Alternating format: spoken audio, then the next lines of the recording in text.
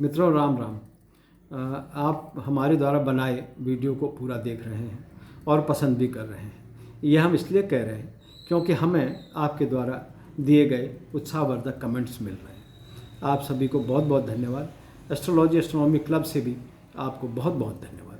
मेरा नाम डॉक्टर सुशील डिमरी है और मेरा व्हाट्सएप नंबर 9839083928 है। ज्योतिष चर्चा भाग 3 में हमने जगत पिता सूर्य की किरणों का मानव जीवन में पड़ने वाले प्रभावों का के बारे में चर्चा की थी और जाना कि प्राणी मात्र को उगने और उठने का भाव सूर्य देव से ही आता है। आइए मानव मन को प्रभावित करने वाले चंद्रमा की चर्चा करते हैं और जानते हैं कि कैसे हम सभी अपने त्यौहार इस ग्रह के आवरण में मनाते हैं। हमारी वसुंधरा से अलग होकर उसकी परिक्रमा करता चंद्रमा उपग्रह है, जो कि सूर्य से प्रकाश लेकर शीतलता फैलाता है और इसी प्रभाव कारण वह ग्रहों में गिना जाता है। अपनी रश्मियों से प्रकृति में भरी प्यार की मिठास की अनुभूति एवं शीतलता देता उक्त ग्रह जीवों में माँ के प्यार और उनके मन यानी दिल की सक्रियता का कारक है। इसका प्रभाव मानव मन पर पड़ने के कारण इसकी अनुभूति भाषा में व्यक्त कर पाना असंभव है। चंद्रमा वृक्ष राशि में उच्च का और अपने से 7वीं यानी वृश्चिक राशि में नीच का होता है और कर्क राशि में स्वराशिस्थ होता है। अपनी उच्च राशि में प्यार का भाव मानव को श्रद्धा और समर्पण का भाव देती है। चंद्रमा अनुभूति को कविताओं के माध्यम से प्रस्तुत करता है, मतलब आदमी उसके अनुभूति में कविता करता है और मतलब कविताओं को अपनी प्रस्तुति को कविता के माध्यम से बताता है और अपने विभिन्न कलाओं से त्योहारों को मनवाता भी है। अपनी नीच राशि में इसके कोणांशों में कमी समर्पण में अभाव लाती है और अधिकतर घृणा भर देती है, जो कि अंधविश्वास के करीब होती है। आपने देखा कि मानव जीवन में चंद्रमा की कलाएं ही त्योहार के प्रति समर्पित होती हैं। इस ग्रह के प्यार में वह शक्ति है कि हम कहीं भी रहें और कितनी भी तरक्की कर लें, अपनी जननी माँ और अपनी धरती माँ यानी गांव की गोद में ही त्योहार मनाने की ललक और लालसा रहती है। चंद्रमा हमारी पृथ्वी का ही उपग्रह है। जिस प्रकार पृथ्वी सूर्य की परिक्रमा करती है, उसी प्रकार चंद्रमा भी पृथ्वी के चारों ओर घूमता है। यह हमारे सबसे नज़दीक का संबंधी है। हमेशा अपना एक भाग पृथ्वी के सामने रखकर उसकी अंडाकार कक्ष में परिक्रमा करता है।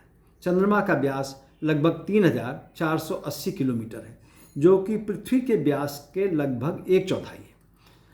इसकी गुरुत्वाकर्षण शक्ति पृथ्वी की गुरुत्वाकर्षण शक्ति के 1/6 भाग के बराबर है। यानी हम जिस वस्तु को यहाँ उठा नहीं सकते हैं, चंद्रमा में उसे गेंद की तरह उछाला जा सकता है।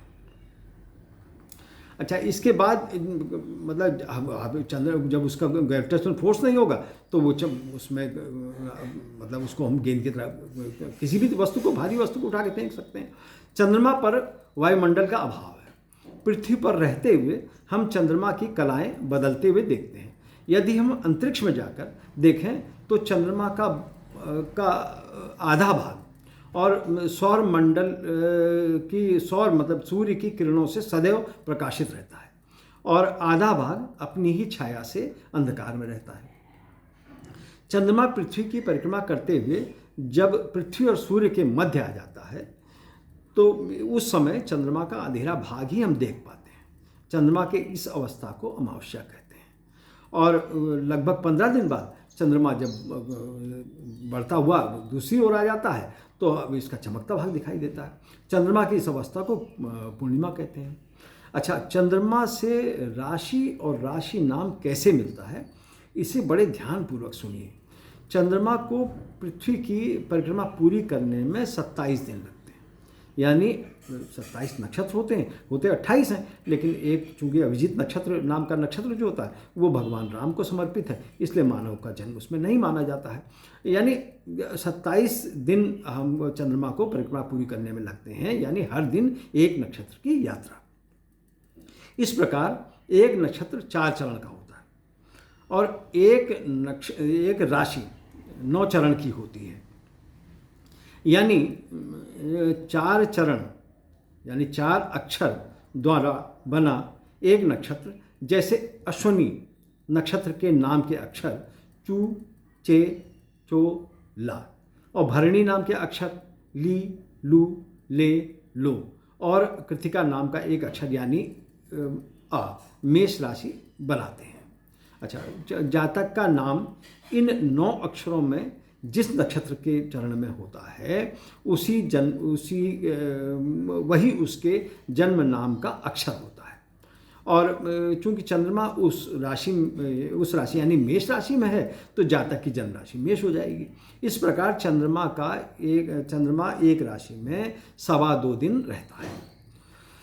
पूर्व वीडियो यानी ज्योतिष चर्चा भाग 3 में मैंने आपको जगत पिता सूर्य का प्रभाव हमारे जनक पिता पर कैसे पड़ता है ये मैंने बताया था। देखिए, ये एक आपको बड़ी मतलब रोचक बात बताता हूँ जो हर घर में करीब करीब घटती है कि जैसे ही पिता पुत्र को सोता हुआ प्रातः सूर्य मतलब पिता को सूर्य बेटे को सोता हुआ देखता है तो क्रोध में आ जाता है, और वही चंद्रमा का प्रभाव हमारी माँ पर पड़ता है तो वह पुत्र को बचाने के लिए तर्क देती है कि अरे वो देर तक पढ़ता रहा और थक गया है, वो ऐसा नहीं है, सोने दो अभी। तो अच्छा, ये हर घर का देखिए ये सब होता है, लेकिन हर घर का विवाद शुरू हो जाएगा कि तुम्हारे लाड़ प्यार ने बिगाड़ दिया है और जब बिगड़ जाएगा तब तुम हमारे पास हमें बताओगी। देखिए अब देखिए, पुत्र को न पिता बिगाड़ रहा है, न पिता परेशान कर रहा है और न माँ ही बिगाड़ रही है। अंतर दोनों ग्रहों के प्रभाव का है। पिता बेटे को कर्म भाव से पिछड़ने के कारण क्रोधित हो रहा है, और वहीं माँ चंद्रमा के शीतल भाव के कारण पुत्र को भाग्यशाली बता रही है। इस ग्रह के का अपने और पराये का भेद हर प्राणी में दिखता है। हिंसक पशुओं में यानी जो शिकारी पशु होते हैं उसमें आपने देखा होगा कि जिस जबड़े में शिकार पूरी तरह फंसकर अपनी जान गंवाता है, उसी जबड़े से वो पशु अपने बच्चों को उठाकर सुरक्षित स्थान पर ले जाता है। तो अच्छा, मानव जीवन में तो हर निर्णय यानी करीब करीब सारे निर्णय ही पारिवारिक हों या सामाजिक हों अपने पराये को देखकर ही लिए जाते हैं। मित्रों, अभी हमने चंद्रमा के भाव की चर्चा की, ये आपको कैसी लगी? आप अपने विचारों द्वारा हमें अवश्य अवगत कराएं। मैंने अपना ईमेल लिंक और व्हाट्सएप नंबर दिया है। हमें आपकी क्वेरीज़ का इंतज़ार रहेगा और आगे हम आपको ज्योतिष संबंधी और बहुत सारी रोचक जानकारियाँ देंगे। नमस्कार, जय श्री राम।